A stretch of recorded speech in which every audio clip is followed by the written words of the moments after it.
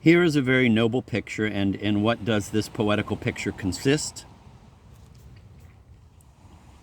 In images of a tower, an archangel, the sun rising through mists or in an eclipse, the ruin of monarchs and the revolutions of kingdoms.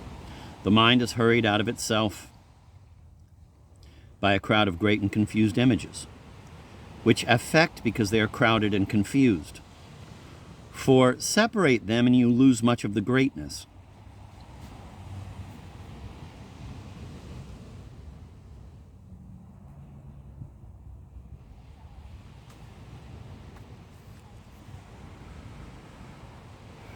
And join them, and you infallibly lose the clearness. The images raised by poetry are always of this obscure kind. Though in general the effects of poetry are by no means to be attributed to the images it raises. Which point we shall examine more at large hereafter. But painting, when we have allowed for the pleasure of imitation, can only affect simply by the images it presents. And even in painting, a judicious obscurity in some things contributes to the effect of the picture, because the images in painting are exactly similar to those in nature.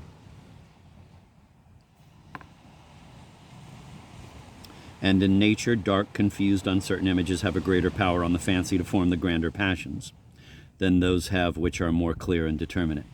But where and when this observation may be applied to practice, and how far it shall be extended, will be better deduced from the nature of the subject and from the occasion than from any rules that can be given.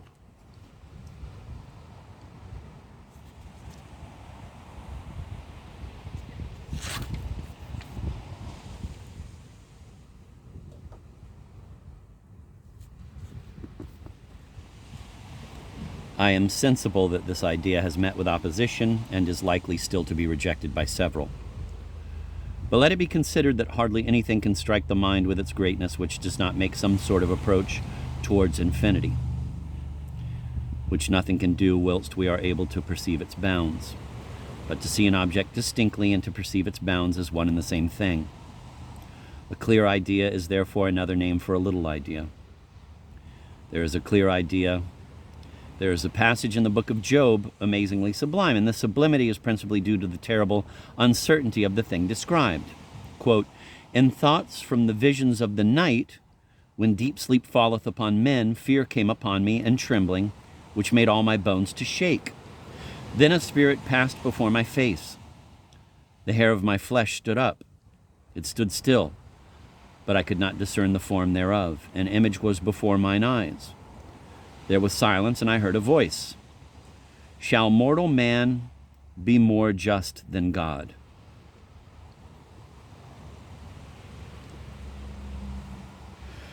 We are first prepared with the utmost solemnity for the vision. We are first terrified before we are let even into the obscure cause of our emotion. But when this grand cause of terror makes its appearance, what is it? Is it not wrapped in the shades of its own incomprehensible darkness? More awful, more striking, more terrible than the liveliest description, than the clearest painting could possibly represent it. When painters have attempted to give us clear representations of these very fanciful and terrible ideas, they have, I think, almost always failed.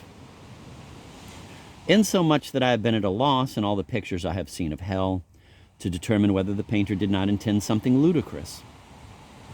Several painters have handled a subject of this kind with a view of assembling as many horrid phantoms as their imagination could suggest. But all the designs I have chanced to meet of the Temptation of St. Anthony were rather a sort of odd, wild grotesques than anything capable of producing a serious passion.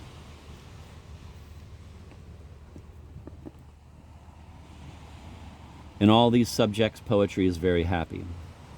Its apparitions, its chimeras, its harpies, its allegorical figures are grand and affecting. And though Virgil's fame and Homer's discord are obscure, they are magnificent figures.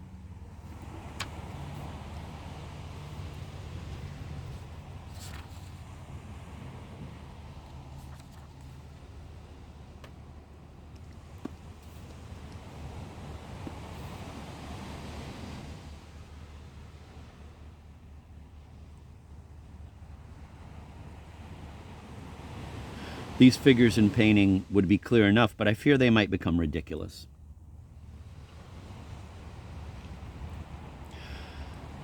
Section 5, power. Besides those things which directly suggest the idea of danger and those which produce a similar effect from a mechanical cause, I know of nothing sublime which is not some modification of power. And this branch rises, as naturally as the other two branches, from terror, the common stock of everything that is sublime. The idea of power at first view seems of the class of those indifferent ones, which may equally belong to pain or to pleasure. But in reality, the affection arising from the idea of vast power is extremely remote from that neutral character. For first, we must remember that the idea of pain in its highest degree is much stronger than the highest degree of pleasure, and that it preserves the same superiority through all the subordinate gradations. From hence it is that where the chances for equal degrees of suffering or enjoyment are in any sort equal, the idea of the suffering must always be prevalent.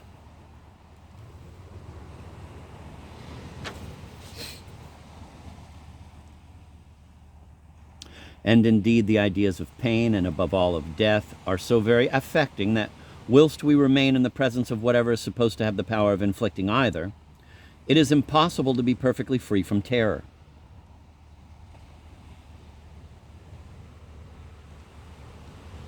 Again, we know by experience that for the enjoyment of pleasure, no great efforts of power are at all necessary. Nay, we know that such efforts would go a great way towards destroying our satisfaction. For pleasure must be stolen and not forced upon us. Pleasure follows the will, and therefore we are generally affected with it by many things of a force greatly inferior to our own.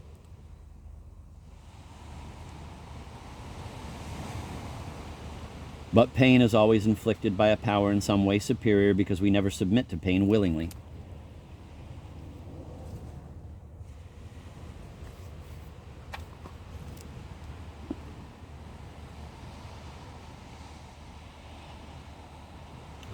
So that strength, violence, pain, and terror are ideas that rush in upon the mind together. Look at a man or any other animal of prodigious strength, and what is your idea before reflection? Is it that this strength will be subservient to you, to your ease, to your pleasure, to your interest in any sense? No, the emotion you feel is lest this enormous strength should be employed to the purpose of rapine and destruction. That power derives all its sublimity from the terror with which it is generally accompanied. Will appear evidently from its effect in the very few cases in which it may be possible to strip a considerable degree of strength of its ability to hurt. When you do this, you spoil it of everything sublime, and it immediately becomes contemptible.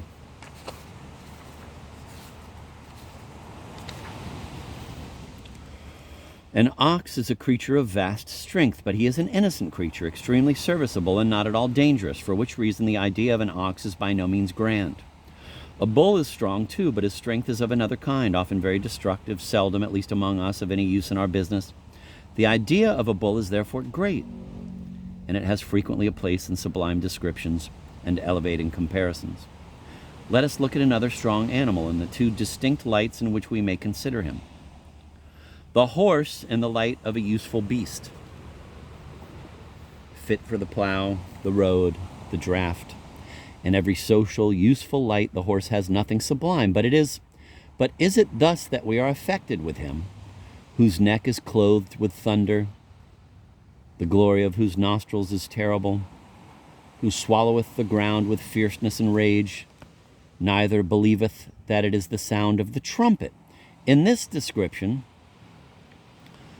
the useful character of the horse entirely disappears, and the terrible and sublime blaze out together. We have continually about us animals of a strength that is considerable, but not pernicious.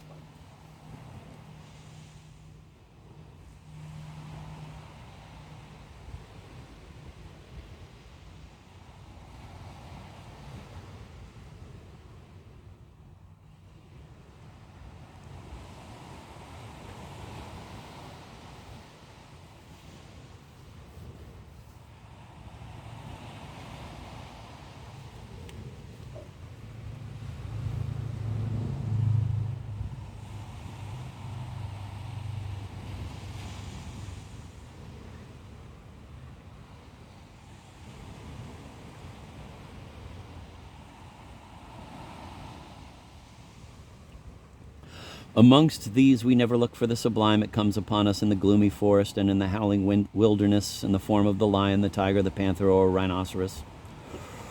Whenever strength is only useful and employed for our benefit or our pleasure, then it is never sublime. For nothing can act agreeably to us that does not act in conformity to our will. But to act agreeably to our own will, it must be subject to us, and therefore can never be the cause of a grand and commanding conception. The description of the wild ass in Job is worked up into no small sublimity. Merely by insisting on his freedom and his setting mankind at defiance. Otherwise, the description of such an animal could have had nothing noble in it. Who hath loosed, says he, the bands of the wild ass? Whose house I have made the wilderness, and the barren land his dwellings. He scorneth the multitude of the city, neither regardeth he the voice of the driver. The range of the mountains is his pasture. The magnificent description of the unicorn and of Leviathan in the same book is full of the same heightening circumstances. Will the unicorn be willing to serve thee? Canst thou bind the unicorn with his band in the furrow? Wilt thou trust him because his strength is great? Canst thou draw out Leviathan with an hook? Will he make a covenant with thee? Wilt thou take him for a servant forever? Shall not one be cast down even at the sight of him?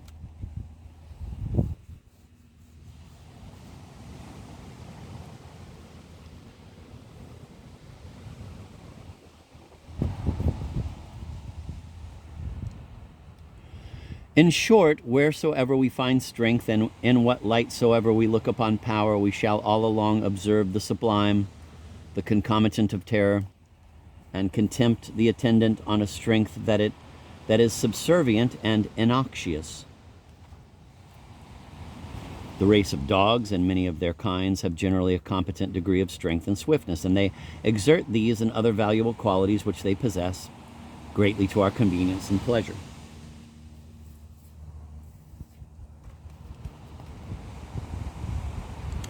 Dogs are indeed the most social, affectionate, and amiable animals of the whole brute creation. But love approaches much nearer to contempt than is commonly imagined.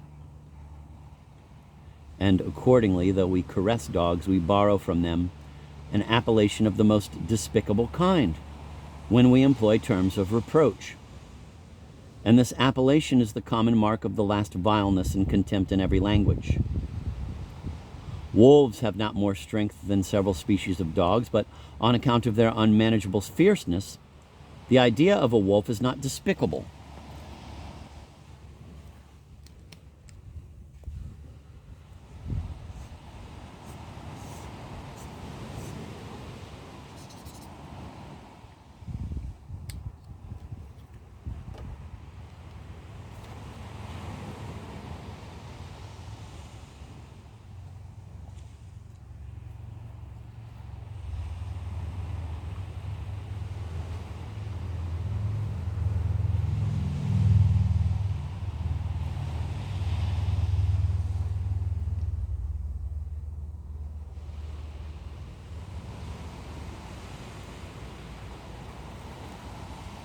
I'm going to read that again. Dogs are indeed the most social, affectionate, and amiable animals of the whole brute creation, but love approaches much nearer to contempt than is commonly imagined.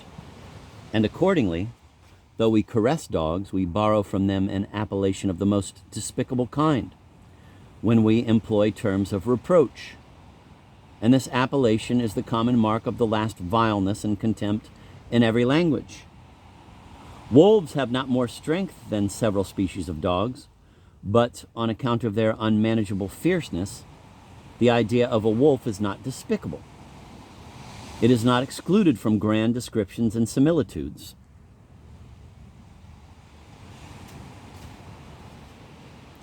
Thus we are affected by strength which is natural power, the power which arises from institution in kings and commanders, has the same connection with terror. Sovereigns are frequently addressed with the title of dread majesty. and it may be observed that young persons little acquainted with the world and who have not been used to approach men in power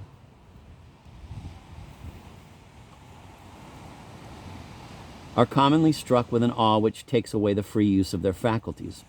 "When I prepared my seat in the street," says Job, "the young men saw me and hid themselves." Indeed, so natural is this timidity with regard to power, and so strongly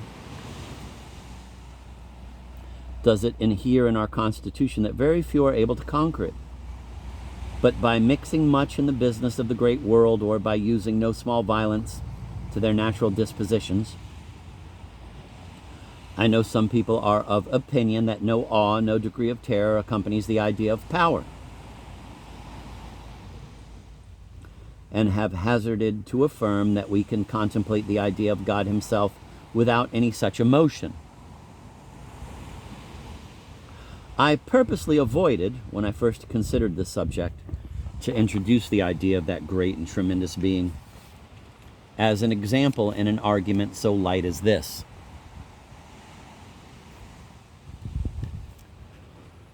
Though it frequently occurred to me not as an objection to, but as a strong confirmation of my notions in this matter. I hope in what I am going to say I shall avoid presumption, where it is almost impossible for any mortal to speak with strict propriety. I say then that whilst we consider the Godhead merely as he is an object of the understanding, which forms a complex idea of power, wisdom, justice, goodness, all stretched to a degree far exceeding the bounds of our comprehension, whilst we consider the divinity in this refined and abstracted light, the imagination and passions are little or nothing affected. But because we are bound by the condition of our nature to ascend to these pure and intellectual ideas through the medium of sensible images, and to judge of these divine qualities by their evident acts and exertions, it becomes extremely hard to disentangle our idea of the cause from the effect by which we are led to know it. Thus, when we contemplate the deity, his attributes and their operation, coming united on the mind, form a sort of sensible image, and as such are capable of affecting the imagination. Now, though in a just idea of the deity perhaps none of his attributes are predominant, yet to our imagination his power is by far the most striking.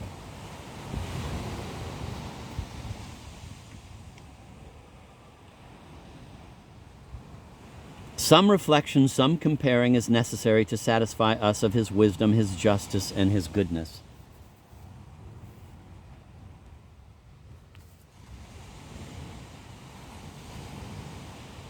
To be struck with his power, it is only necessary that we should open our eyes. But whilst we contemplate so vast an object under the arm, as it were, of almighty power, and invested upon every side with omnipresence, we shrink into the minuteness of our own nature, and are, in a manner, annihilated before him. And though a consideration of his other attributes may relieve in some measure our apprehensions, yet no conviction of the justice with which it is exercised, nor the mercy with which it is tempered, can wholly remove the terror that naturally arises from a force which nothing can withstand.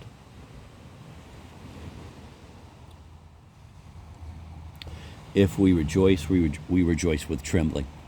And even whilst we are receiving benefits, we cannot but shudder at a power which can confer benefits of such mighty importance. When the prophet David contemplated the wonders of wisdom and power which are displayed in the economy of man, he seems to be struck with a sort of divine horror, and cries out, "Fearfully and wonderfully I am made." An heathen poet has a sentiment of a similar nature. Horace looks upon it as the last effort of philosophical fortitude, to behold without terror and amazement this immense and glorious fabric of the universe.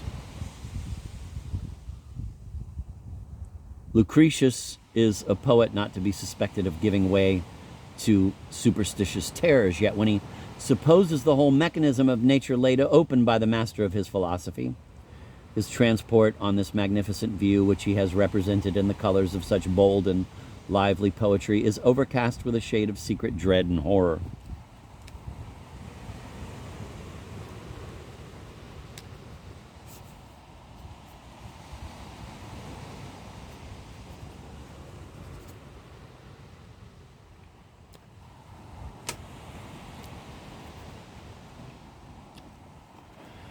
But the Scripture alone can supply ideas answerable to the majesty of this subject. In the Scripture, wherever God is represented as appearing or speaking, everything terrible in nature is called up to heighten the awe and solemnity of the divine presence.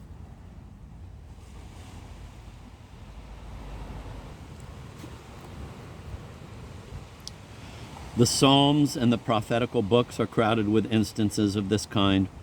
The earth shook, says the psalmist. The heavens also dropped at the presence of the Lord. And what is remarkable, the painting preserves the same character, not only when he is supposed descending to take vengeance upon the wicked, but even when he exerts the like plenitude of power and acts of beneficence to mankind.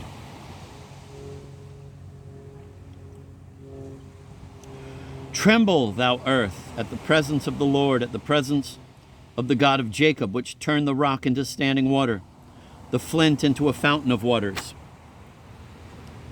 It were endless to enumerate all the passages, both in the sacred and profane writers, which establish the general sentiment of mankind concerning the inseparable union of a sacred and reverential awe with our ideas of the divinity.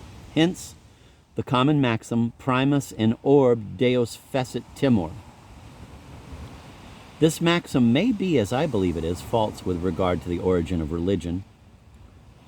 The maker of the maxim saw how inseparable these ideas were, without considering that the notion of some great power must be always precedent to our dread of it.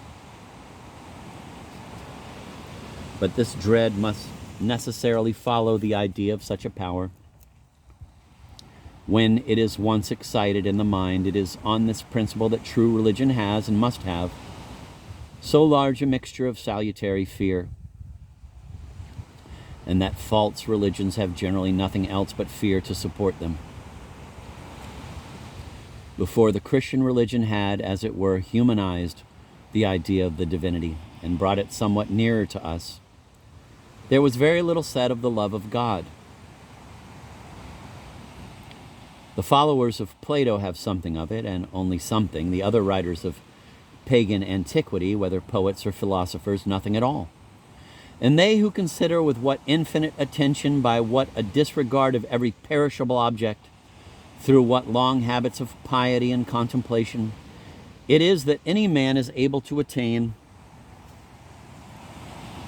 an entire love and devotion to the deity, will easily perceive that it is not the first, the most natural, and the most striking effect which proceeds from that idea. Thus we have traced power through its several gradations unto the highest of all, where our imagination is finally lost, and we find terror quite throughout the progress, its inseparable companion, and growing along with it as far as we can possibly trace them. Now, as power is undoubtedly a capital source of the sublime, this will point out evidently from whence its energy is derived and to what class of ideas we ought to unite it.